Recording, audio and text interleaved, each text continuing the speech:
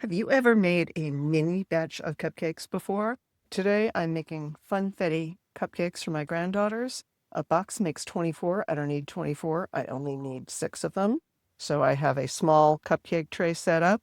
And in the batter here, I took a quarter of the mix in the box, which was about 109 grams. I measured it. And a quarter of a cup of water, 2 tablespoons of oil, and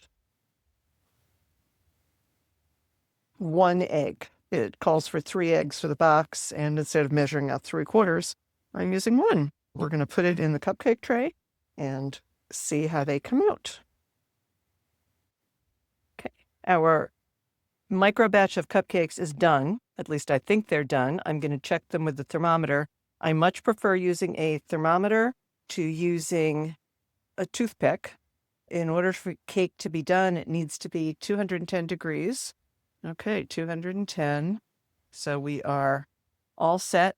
I much prefer that to using the toothpick because it's more accurate. So we're going to let these cool, then we'll frost them.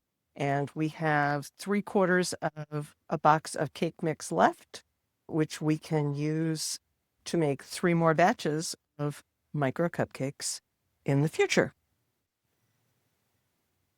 And here we go. The micro baking is done. Cupcakes are frosted and sprinkled by a 4-year-old and a 2-year-old, and we're going to enjoy them for dessert.